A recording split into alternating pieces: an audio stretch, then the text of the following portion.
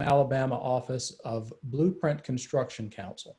I'm the chair of the ABA Forum on Construction Law.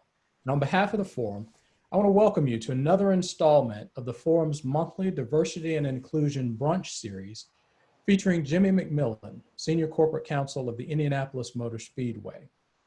The ABA Forum on Construction Law is the largest organization of construction lawyers in the world and serves as a thought leader and resource to the construction industry. Diversity and inclusion is a priority of the Forum, and we consistently take action to enhance participation, inclusion, and leadership opportunities for attorneys of diverse backgrounds in Forum programs, publications, and other initiatives.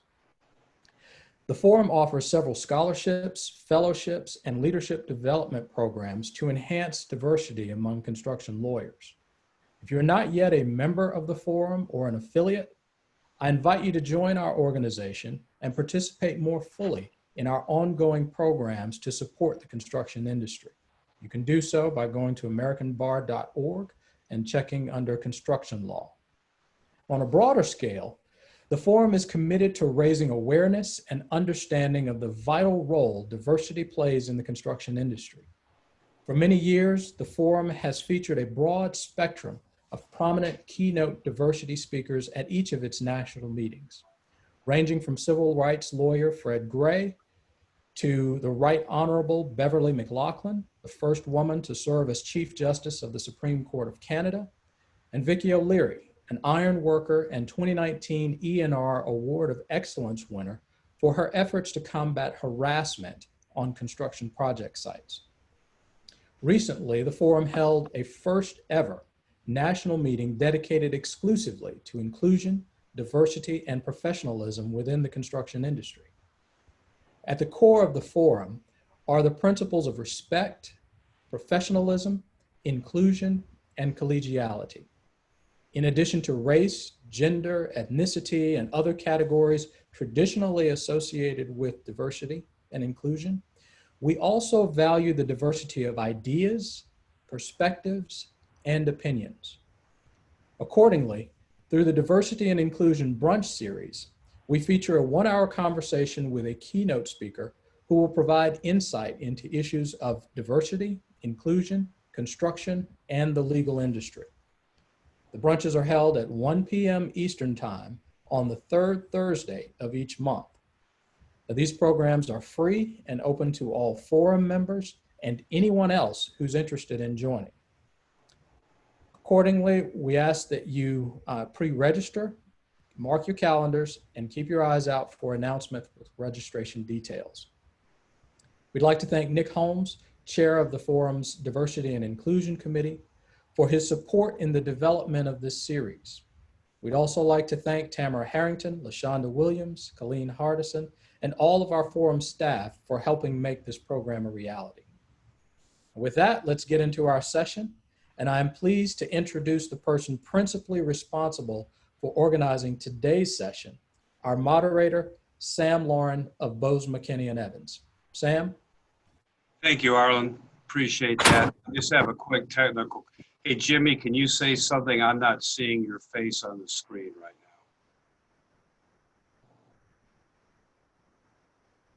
now. There you are. Can you hear me, Jimmie? There you go. Just unmute yourself. We'll be ready to go. There you go. I'm back. I got kicked out fairly. My apologies. Thank you, Arlen, for that wonderful, wonderful introduction. I appreciate it. Yeah, Jimmie, just to provide a little more background, then I'll certainly turn it over to you. As Arlen mentioned, you're the Senior Corporate Counsel at Penske Entertainment, which, among other things, manages and operates the Indianapolis Motor Speedway. You're also the co-chair of Penske Entertainment's Diversity Committee, and you chair Penske Entertainment's United Way Committee. You're passionate, Jimmie's very passionate about motorcycles, race cars, and in his own words, he's living his dream working at the world's largest motor speedway. Jimmie's also passionate about mentoring young people, helping them overcome obstacles. And as you hear from him and his story, you'll understand why he's passionate about that. As the title to this presentation indicate, Jimmie grew up on the south side of Chicago, got his undergraduate degree from the Indiana University in Bloomington, got his law degree from the McKinney School of Law in Indianapolis. From there, he clerked for the Honorable Frank Sullivan, Justice on the Indiana Supreme Court, became a partner at an AmLaw 100 law firm, where he actually was featured in a New York Times article about the challenges facing Black law partners in large firms. And he's moved on to his dream as Senior Corporate Counsel for Penske Entertainment.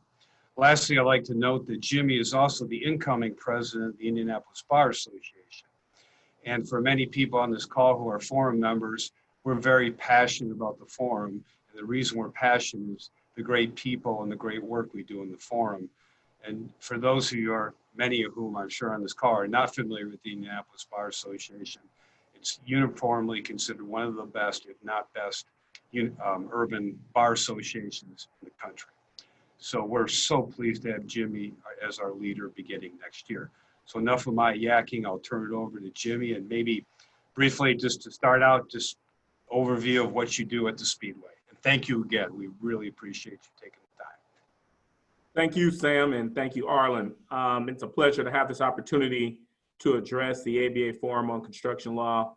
I'm sure there's a lot of phenomenal lawyers in this sector. At one point in time, when I was a partner at Barnes & Thornburg, had the opportunity to litigate on some construction matters. That was a big part of my practice. And now here at the Speedway, one of my largest clients is our Vice President of Facilities, John Lewis, and the work that he does around the facility in terms of vendors, our construction vendors, our permitting, our real estate acquisitions, and all of the things surrounding our facility. For those who don't know, the Indianapolis Motor Speedway is a 2.5-mile oval that sits on several thousand square feet of property.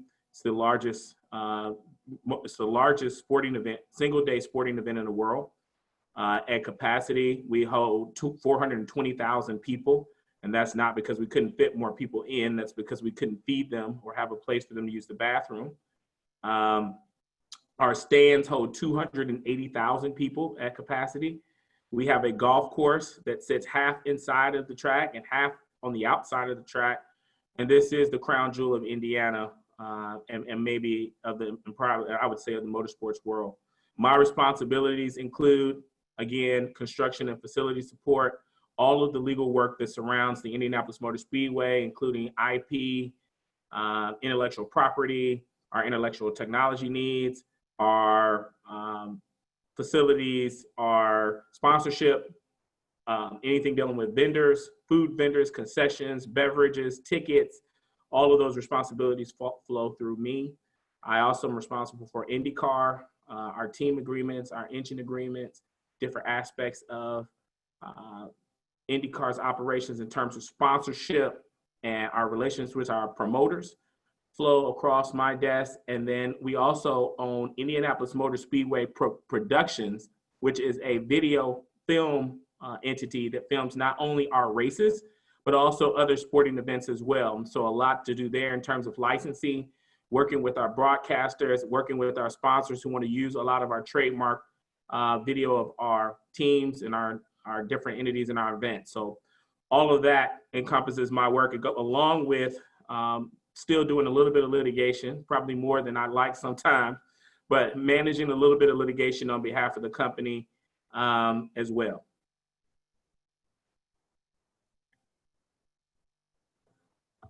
You gotta unmute yourself, Sam. Before we get to your background in Chicago, I'd like to, for those who didn't fully appreciate the magnitude of what Jimmie manages, I'm going to share a screen. Unmute yourself, Sam. You're muted. Got it. I worried about this all day. Well, anyway, for those you talked about everything you do, I put on the screen, I think a picture says 1,000 words. Maybe you want to speak to the magnitude of what the track encompasses by this thing that we here in Indianapolis see a lot of how big the track is. So the track is something you truly have to see and to believe. It should be on your bucket list. One of the things that I used to do as a partner back when I was trying to secure clients is I would bring them here because I knew if they came to this event, it'd be a once in a lifetime, unforgettable opportunity. Again, the oval that surrounds the track is 2.5 miles long. And in that 2.5 mile oval, you could fit all of these famous, world famous locations: Vatican City, Churchill Downs, the Taj Mahal, the Roman Colosseum, the White House, Liberty Island, Yankee Stadium, and the Rose Bowl all can fit comfortably inside of our venue. And it's amazing what goes on race day. We have a concert, a 55,000 person EDM concert that goes on the entire day at the exact same time at the race. And we refer to the track in turns: turn 1, turn 2, turn 3, turn 4. Many times the things that are going on in turn 3, but for the video screens, the people in turn 1 would not know or recognize or understand. This place is amazing to see on race day. And obviously we have encountered all of the wonderful challenges that COVID has presented in 2020, but outside of that, there is no place to be like the Indianapolis Motor Speedway on Memorial Day weekend. And as Sam mentioned, working here as a lawyer, my job is to make sure that everyone who comes here, their families, sometimes many generations, great-grandfathers, grandfathers, fathers, kids, to make sure that they all come happy and leave with memories that they will spread and share with others and hopefully come back. Thank you, Jimmie. That's great. And when we get to the closer to the end of the program, we'll talk a little more about the logistics and what you have to think about in planning the world's largest single-day sporting event. But let's switch our attention here a little bit.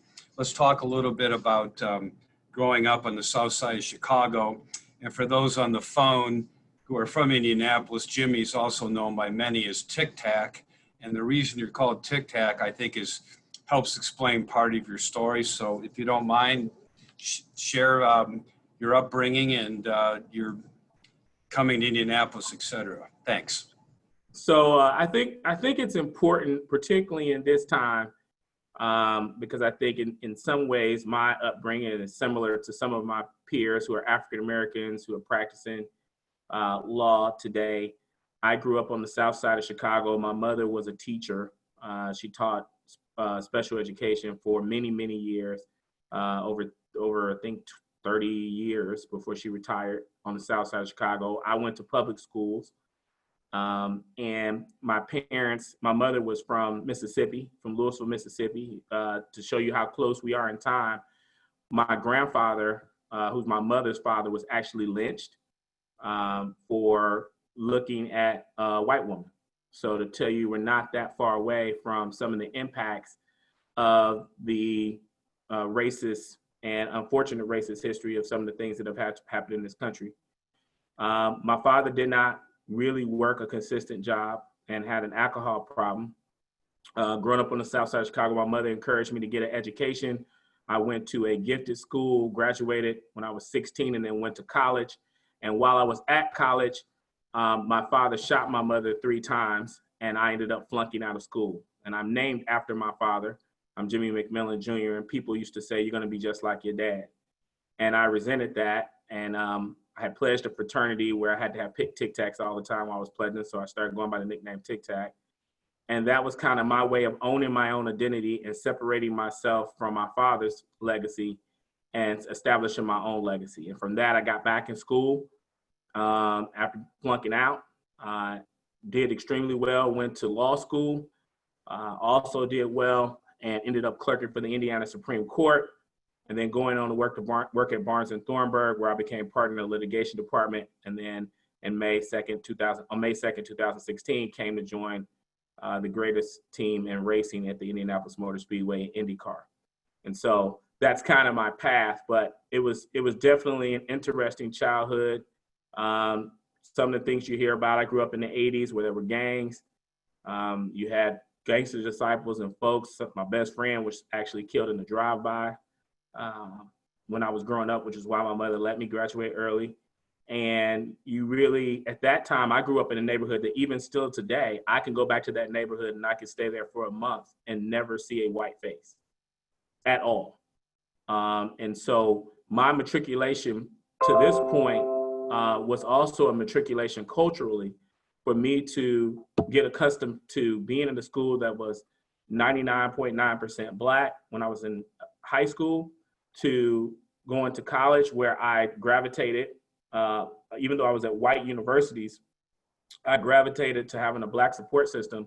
To the further and further I went up the ladder, the more isolated I became culturally from others in my professional life.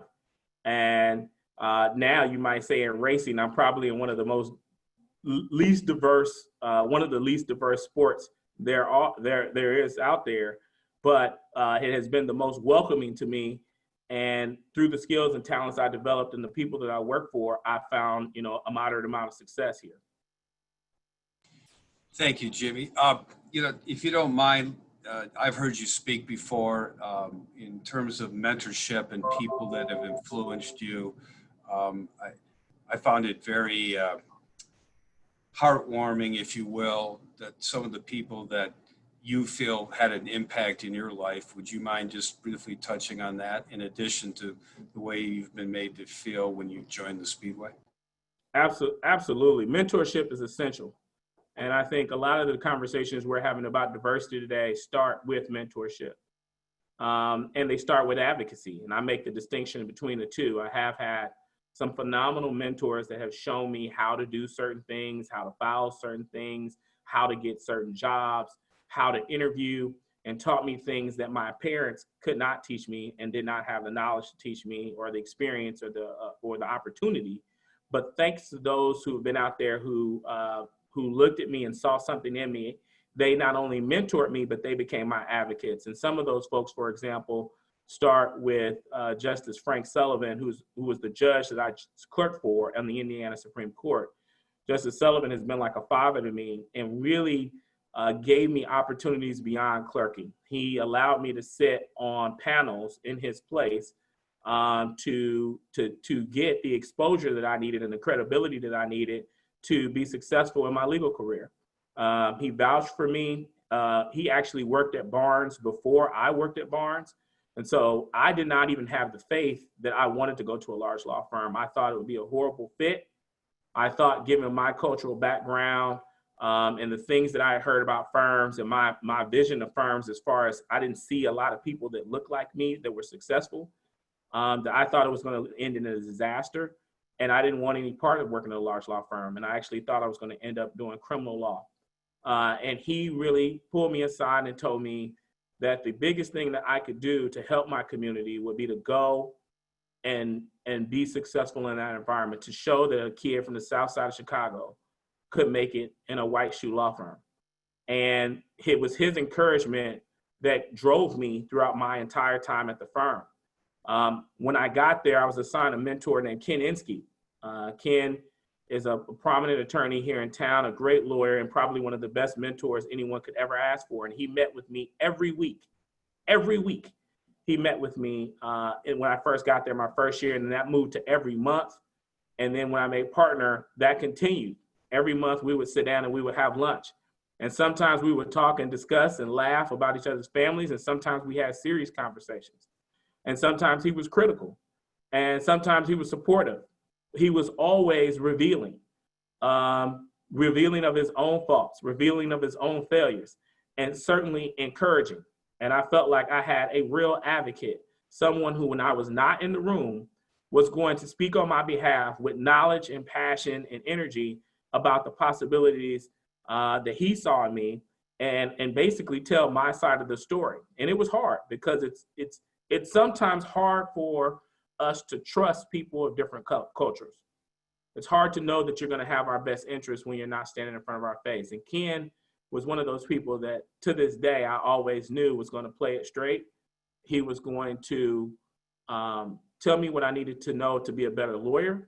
And he was going to tell others how it was in terms of if he felt like they were mistreating me or not treating me fairly. And then when since I've been at the Speedway, it's been a dream come true. My boss Gretchen Snelling, who's our general counsel, is like an angel dropped down from heaven. This is a woman who I have never seen have a bad moment or a bad day in 6 years. She is the dream person that you would want to work for in life. She is absolutely phenomenal in every way. I could not come up with enough adjectives to describe what it's been like. Remember that I was a litigator for 12 years, and I came here, and now I do my primary role is drafting contracts. And so I was concerned about that. And she was patient with me as I learned that process of transitioning from being a litigator to a contract lawyer, drafting various contracts across various different disciplines, real estate, construction, sponsorship, and help guide me through that process. Our president of the Speedway is also a lawyer, Doug Bowles, who is the picture of a leader. If you look up leader in the dictionary, Doug is who you'd want to work for, and he's who's going to go to bat for you. And then our CEO of Penske Entertainment is Mark Miles, who's also the co-chair of our diversity committee. And again, you just couldn't ask for better leadership, and you couldn't ask for people who are more invested and supportive of your career and want you to be successful and want you to know and listen and develop. And so all of those things bring together the happy, smiling person that you see today. And I've been blessed to have a phenomenal career because of the people who have invested in me. Thank you, Jimmie. I actually have a question from the floor, and I told you ahead of time I'd be shocked if I saw it and remembered, but I did. So the first question is, would you mind telling everyone what panels the judge let you sit on? Oh, absolutely. So he was on the judicial. One of the things he was on the juvenile justice panel for Indiana. So these were the juvenile court judges who sat across the state and who looked at and reviewed laws related to juvenile justice. And he would let me come with him or sit for him and report back on those juvenile justice panels and discuss and actually have discussions about the impact of juvenile justice across the state, which was a big deal for me at the time to get that kind of exposure on a statewide basis. Also, conversations and panels on diversity. I was a part of some of the diversity conversations that were early and ongoing within the state about the impact of the judicial system on diverse lawyers. And that was something that he allowed me to be on. I was a member of the American Ends of Court by his invitation. And so I was able to go to, I don't know if everyone's jurisdiction has these, but there were these American Ends of Court opportunities where you would go and you'd be in the room with the premier lawyers from around the city discussing issues related to law. All of these things are what I call getting in the room that nobody ever invites you to. And so many times people look around the room and say, I don't see any Black people, or I don't see any Latinos. And I say, well, did you invite them? Who have you invited to the room? Who have you invited to the group? Justice Sullivan was very good about looking around the room and saying, I see a lot of white men who look like me and doing something about it. And throughout his legal career and his career, he's now a professor at McKinney, inviting others who did not look like him to the room and giving them power to speak and listening to them and giving them input. And on his reputation and his credibility, a lot of our careers, his law clerks, were built. Jimmie, one question I told you I wanted to ask you, and it's a good transition. You had a passion about juvenile justice, and I know from your standpoint in terms of social justice issues, et cetera, it's a lot of time it's about who has the power and how is the power used. And I know you have many examples, and please give as many as you want to, but I would like you, do you recall the story you told when you're in law school and how a prosecutor would view a drug offense completely differently depending on where the alleged criminal, if you will, resided? Thanks. I think it's recently I've had, obviously social media is a powerful tool. Recently, I've gotten to a discussion with a white man on social media who rambled off a list of apologies. He apologized for his ancestors committing slavery. He apologized for civil rights. He apologized that people were hosed in the South. He apologized for housing discrimination. He apologized for all these things. And he was trying to be sarcastic, and that it's not my fault that all of these things happened to you, but yet somehow you're blaming me. And I said, sir, we're not blaming you. What I want you to do is read back through that list you gave to me and acknowledge that it has an impact and an effect today. I don't want you to, I'm not saying that all white people are racist. I'm saying that the argument is understand the impact and the effect that racism in this country has had and continues to have on people of color today, either explicitly in the case of an individual that may be killed by the police, or a person who's, racial slurs, or a hiring decision that's made totally based on race, or implicitly, decisions that we all carry, including myself, implicit bias and implicit stereotypes that we all have. And the examples that I give are, look, you can't start a race where one person is chained and expect that when you let the other person off the chain or release them from the chain, that somehow they're all going to end up equal. There was one group of people here that started out chained. And so what are you going to do to fulfill America's promise of equality for all? You have to acknowledge it. One time recently, I had the great honor and privilege of going to the United States Supreme Court to watch Justice Sullivan receive an award. And if you've ever been to the Supreme Court, they have a dinner area right outside of chambers. We went to that area and we sat down to have dinner. And by and large, I would say there were maybe 2 or 3 attorneys at the entire dinner, filling up this entire area, who were African American. However, the people serving the dinner were almost completely African American and Latino for every table. And I noticed that.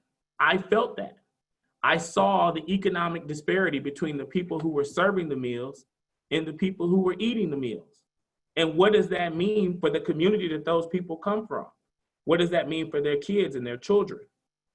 It's a fact that 1 in 3 African American men will likely get arrested within their lifetime.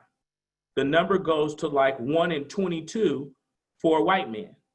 If the number was 1 in 3 for white males, in terms of the people who have the power, it is my belief and the belief of others that some would change the laws. They might do something about it. But for the most part, nothing has happened. There's an economic disparity where the average African American family makes about $18,000 to $20,000 a year, and the average white family makes about $60,000 a year, $50,000 to $60,000 a year. That's an incredible economic disparity gap. And what does that mean in law and in practice and business? Well, that means there may be some barriers that your colleagues, your mentees, law students of color they have to deal with and overcome to reach or aspire to a certain level. And that's where mentorship, advocacy, some of the diversity programming we have, scholarships, creating pipelines and opportunities for people to learn and get those opportunities so that we can start equalizing the playing field. Thanks, Jimmie. One thing sort of tying in what you said to date between social justice issues and the year that 2020 has been, would you care to comment on NASCAR's decision to remove and ban the Confederate flag? Yes. So we had made the decision a while back. NASCAR is a little bit different because their RVs, when you watch a NASCAR race, sometimes you see the RVs and the fan RVs that are inside of the track. And it wasn't necessarily NASCAR flying. NASCAR was not flying the Confederate flag. What you had was fans who attended the race who flew the flag. And then, of course, they've had a drive for diversity for quite some time. You have Bubba Wallace, who's a driver in the NASCAR series. You have a number over time. You've had an increase in the number of African-American pit crew members. You've also had an increase in the number of and the diversity of the pit teams and the engine teams and the teams that are back at the shop. And so they've been striving towards, like all other entities, striving towards this effort of inclusion. And I think the elimination of the banning of the Confederate flag was one more step in the attempt to get there. My first race that I attended was a NASCAR race. It was the Brickyard 400 here in Indianapolis. And I remember walking up with my friends who were from Southern Indiana and seeing the Confederate flags and seeing signs that said the South will rise again. And my friends made me feel very comfortable that if anybody did something to me, something bad would happen to them. And so I wasn't worried, but I noticed it. And for years, there are people of color who would not come to NASCAR races or any other races because they felt like they weren't welcome or wanted. There's a great show on Netflix about Willie T. Ribbs and his career. If you haven't seen it, he talks about many of the challenges that he faced as a Black man attempting to race, and how he was outright banned from certain tracks, could not run at certain tracks. Promoters wouldn't allow him to run at certain tracks because they believed there would be violence. It is good to know and see that that is starting to change because the economic dollar is green. And all of these entities should want to be as broad and inclusive as possible. We here at the Indianapolis Motor Speedway are committed to a program called Next Gen, which is a program that is primarily dedicated to providing opportunities to minority kids to get into racing, to get into karting, to learn about how to build cars and operate cars and fix cars. We have been committed to internship programs that allow opportunities for young people to come and learn more about the sport, come see the facility. And I think the sport as a whole is starting to broaden. Thanks. I have another question. How would you advise Black male lawyers get, quote, into the room if they have no mentor to open the door? Any techniques, strategies, etc.? At a base level, it starts with, first, you got to understand who's in the room, right? So everybody who's at your firm is not in the room themselves. Color, there's a lot of white males. There's a lot of white males and white females who are not in the room.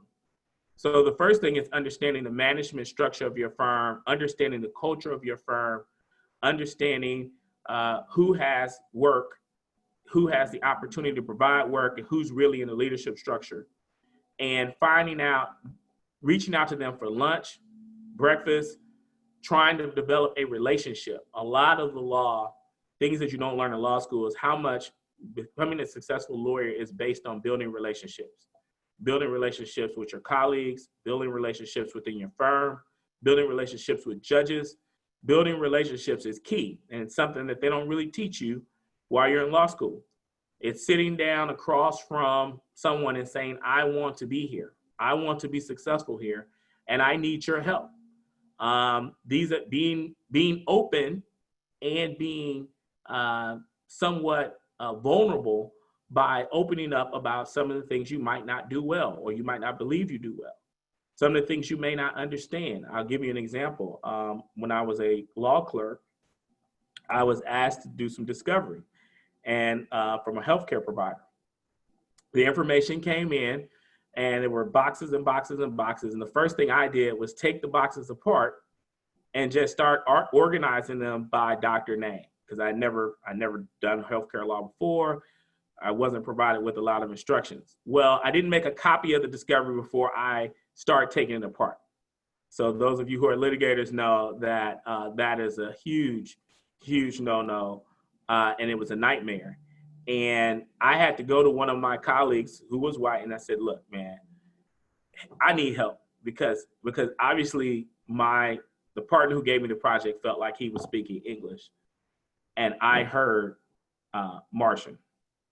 And if you can help me, it would be greatly appreciated, because how we're communicating is not working. And he helped me.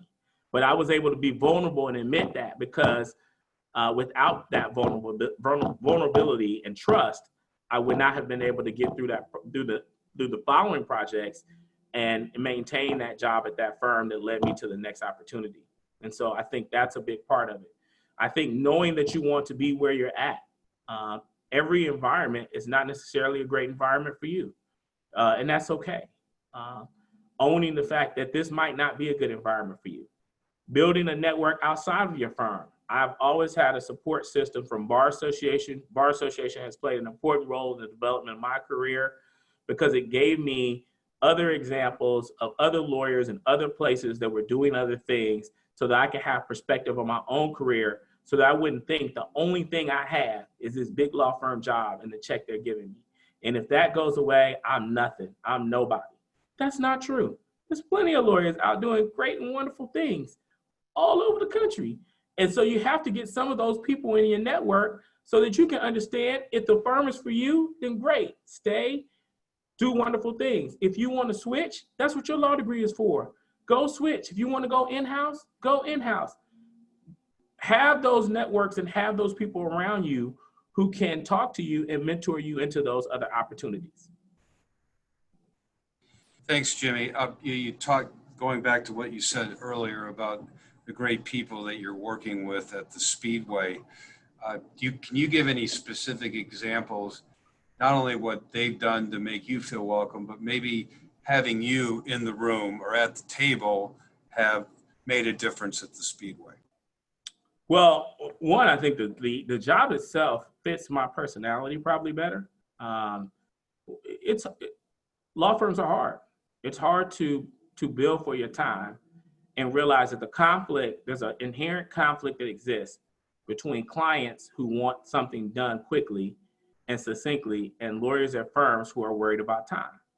And when I came here, the ability to get a project done in what I felt like the time that it needed to be done was the biggest switch for my personal feelings about being a lawyer. I came in-house and all of a sudden it all made sense. Here's the project, get the project done. Everybody's high-fiving me and telling me how great I am. It was absolutely awesome. So that was the biggest change. The second change was now that we're not talking about time, now I'm being brought in the room for business projects. We're doing a Lights at the Brickyard. We did a Lights at the Brickyard event that I helped build. And I was brought in very early on to think through all of the aspects of the project. And I wasn't just asked about my legal work. I was asked about my feelings about entryways and exit ways, employee involvement, engagement, marketing, across the board. And so it felt like not only I had value, but my diversity had value. They wanted to know what I thought as a man, but they also wanted to know what I thought as a father. Of twins. They wanted to know what I thought as a Black man. They wanted to know what I thought as a motorcycle rider. And they listened and they engaged and they acted on it. And that happens all the time here. Every day, I feel completely engaged as a leader in the company. And I am sought out. My CEO comes in my office and my president comes in my office and says, what do you think? How do you think this will be received? What do you think we should do in this situation? And they recognize that and tell others in the company. And when people come to the track, I feel like I am valued. I don't feel like I am a cog in the wheel. I feel like I'm an essential part of the event that is about to occur, and that the content of my advice and my work matter. And just a follow-up factual question for those who are on the call aren't from Indy, which is a fair amount. When you say Lights at the Brickyard, can you just explain what that was about? Oh, okay. So let me explain some of the events that we have. So obviously our largest event is the Indianapolis 500, which takes place Memorial Weekend. We are IndyCar, which is an open wheel racing series. So if you think about Mario Andretti or Helio Castroneves or now Will Power, Scott Dixon, they all drive Indy cars. And so our biggest race is 33 cars going around in a circle for 500 miles for the Indy 500. We also have the entire month of May leading up to the Indy 500. And in that month, we have another race called the IndyCar Grand Prix of Indianapolis. We have a second track other than the oval, which is called a road course, which runs through the middle of our track. And so these same racers who will race the 500, they race at the IndyCar Grand Prix of Indianapolis, and that's a whole weekend. Also at our facility, we have the Brickyard 400, which is a NASCAR race. So if you've heard of Dale Earnhardt or Bubba Wallace or Jeff Gordon, all up until now, Jeff Gordon is now coming to IndyCar, yay.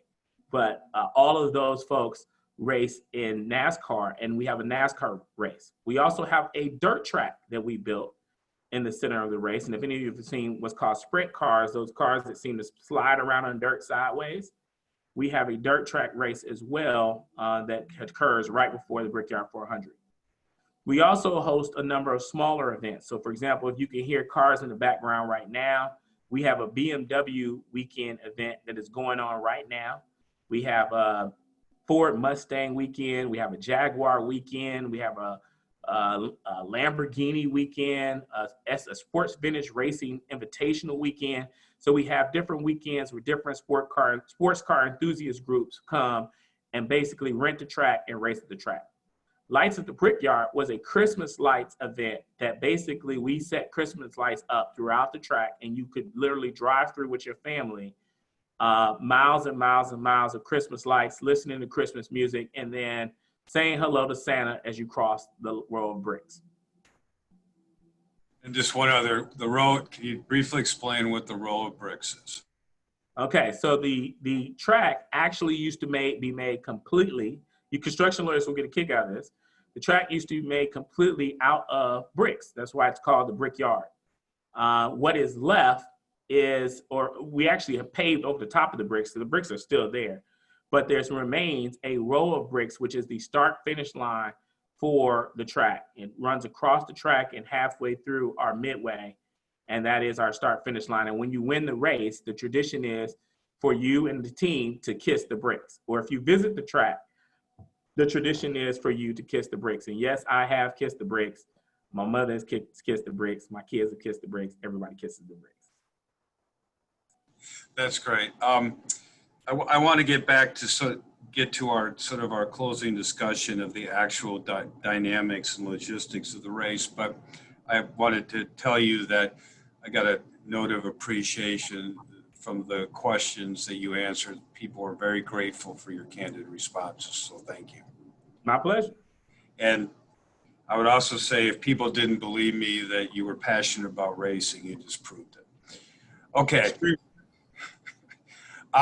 We have construction. We have a lot of construction lawyers on the line.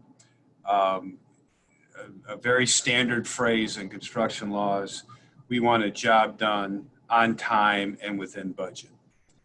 And there are folks on this call who've definitely participated, been involved in very challenging and sophisticated construction projects. But I have to believe those pale in comparison to having the number of people coming to one place in Speedway, Indiana on the Sunday before Memorial Day. So can you just talk a little bit about the logistics of that? I'll put up that, I'll share the screen again of the track. I'm sure people remember it, but just so they can again see how absolutely gargantuan it is. So I think one of the things that's relative to this group is we recently were purchased or acquired by Roger Penske. You've heard of Penske trucks. It's the same Roger Penske. He is actually one of the winningest owners in racing, period, and certainly in IndyCar. He was a team owner who purchased the track back in October from the Holman family. That was George Holman. They had bought it back in the 1940s. And in the 1940s, the track had went down and become dilapidated post the war. The Holmans bought it, built it back up to the state that it is right now. And then just in this year alone, I believe Roger Penske has invested more than $12 or $13 million in the upgrade to the facility, making it an entirely different facility than what it looked like before. That's everything from bathrooms to pavement, additional paving, to TVs and audio visual, to meeting and family areas, painting, anything and everything that might be rusted or not shiny, and contract after contract, construction contract after construction contract of developing that. And a lot of my role there is one, insurance. Insurance, lots of insurance, and more insurance. Insurance releases are a big part of my job, making sure all the construction workers are signing releases, making sure they're covered, subcontractors, everyone who comes on our property and facility during the day. Obviously, that also became a concern with COVID. We had to start looking at our contracts and what they said about COVID, because in the beginning, we didn't know how pervasive that would be, and we still had construction crews who were still coming out to do work. And with concern of this new threat of the pandemic and certainly folks who were coming into our property who are not covered by workers' comp. So logistically, before you even have the event, you got to make sure the facility is right, and that's why I started with construction.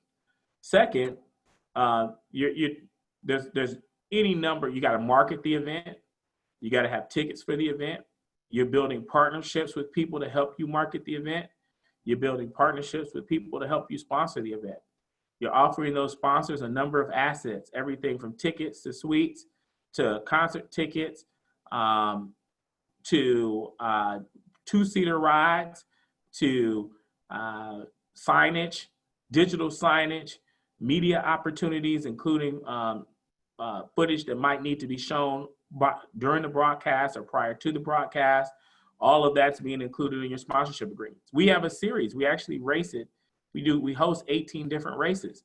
And so outside of this race here at the Indianapolis Motor Speedway, I'm also the lawyer that handles our other races that we hold at other facilities. And so managing those agreements and the sponsorships that are surrounded at those agreements, or the sponsorships that support those races and the activities at those races and the assets that we provide at those races is also an important part that goes into all of this.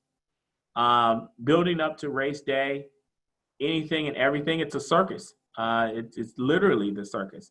And we have some very creative people who work here, and they come with very creative ideas. We've had an airplane race here. We used to do the Red Bull Air Race here. We're about to have a motorcycle race here called Moto America. And we've had MotoGP, if you're familiar with the MotoGP series, we've had it here. We've had Formula One races here. Each one of those comes with its own unique set of challenges and its own unique set of requirements with respect to the sanctioning body. Safety, different safety improvements and safety engagements that we have to have for the different types of races that we run. We have a museum and a Hall of Fame that sits inside of our track that's run by a foundation. And sometimes we're working with that group to make sure that they're engaged and that they are part of what's going on. Everybody wants to come here. Probably the hardest part about being here race day is managing the entourage of your friends and family that want to be here and who can't find their way around.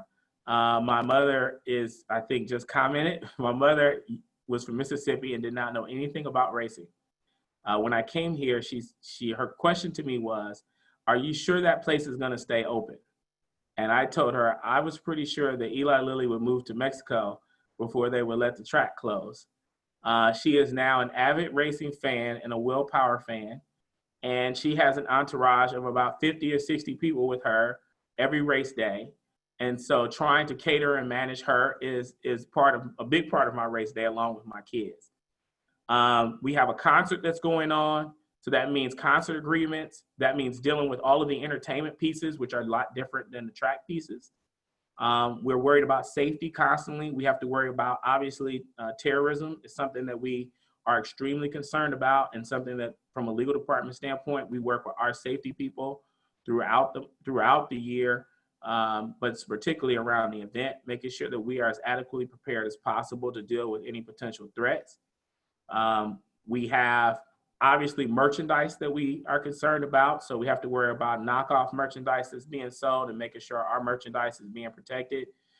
We have sponsors who want their rights protected. And so sometimes leading up to race, there's a lot of beer. For example, there's a lot of beers that want to be the official beer of the Indianapolis 500, but that belongs to Miller Coors. And so a lot of times we spend time up chasing down beer companies who have created very creative beer cans to license themselves for the track. A lot of discussions with the broadcast crew, making sure our broadcasting rights are all clarified and things of that nature. A lot of conversations with the sanctioning body, whoever the sanctioning body may be, on new activities everything from the flyover, opening ceremonies, when you see the band, the flyover, all of those things require contracts. Everybody's under a contract. And everybody has to provide insurance, insurance, insurance, insurance, insurance. So a lot of checking that insurance to make sure that insurance is correct. So that's a lot of what I do for my job. Thanks. We're wrapping up here. We want to be sensitive to people's time, but can you give everybody just a couple examples? Because I've had the privilege of going the race, of the magnitude of what is involved in race day and just the number of people. Because if you haven't been there, you can't adequately describe what it's like to be at the track on race day. It gives you goosebumps. So I actually spend the night in my office the night before the race. I've done that every year except for this year.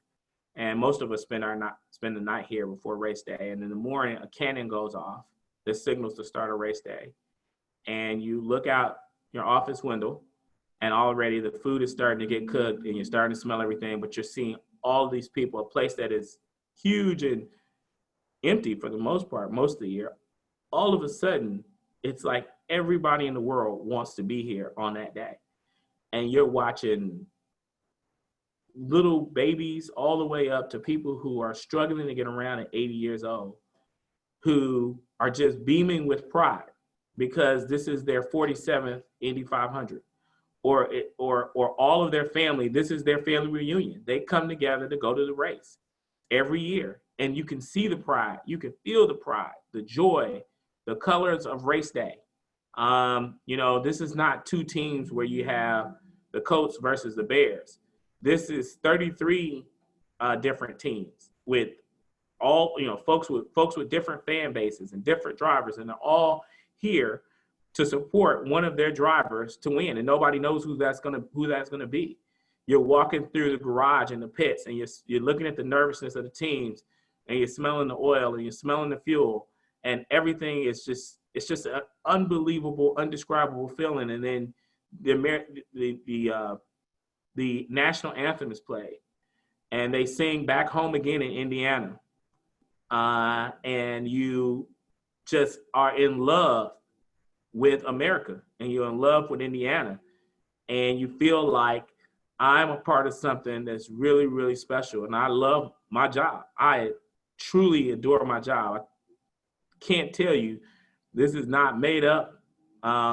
When that flyover happens, we have a flyover that happens before the race, and everybody's looking up.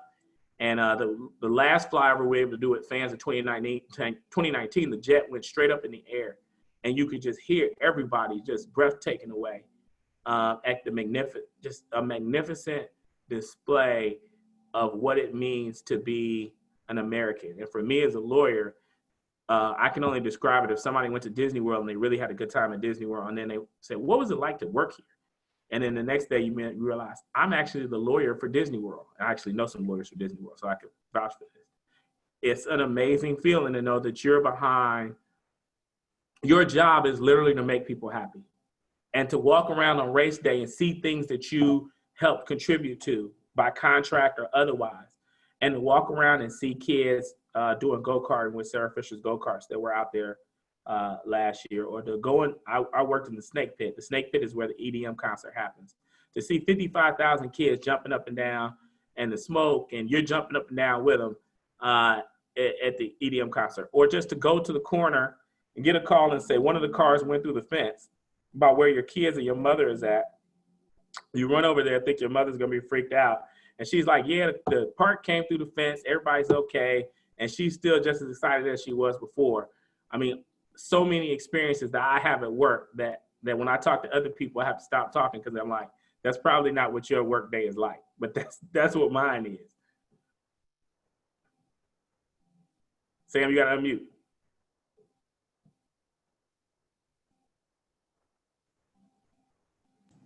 There you go. Having problem with my mouse, I apologize. I think that's really, we're probably 2 minutes, we go another 2 minutes, but I think that's a great way to end it, particularly with the message that I got. Personally, it is such a blessing to have you as part of our legal community here in Indianapolis. It's great. But I think the best way to close this is a message that I just got. Please let Jimmie know that his mother is very proud of his accomplishments. I appreciate that. I live to make her proud, truly. Well, you obviously have done more than that, but thank you again. I don't know if you have I don't know if you have anything else to say, but it was a wonderful presentation. If you have any closing remarks, fine. If not, I'll just. One thing I do want to say, if there are any young lawyers who are on the call who want to talk further, please feel free to reach out to me. I am not too busy. Shoot me an email, shoot me a text. I'm sure you can get in touch with me through Sam or through Tamara, but reach out to me. I don't want any lawyer to be out there, regardless of race, and feel like you have no mentorship and you have no one to connect with.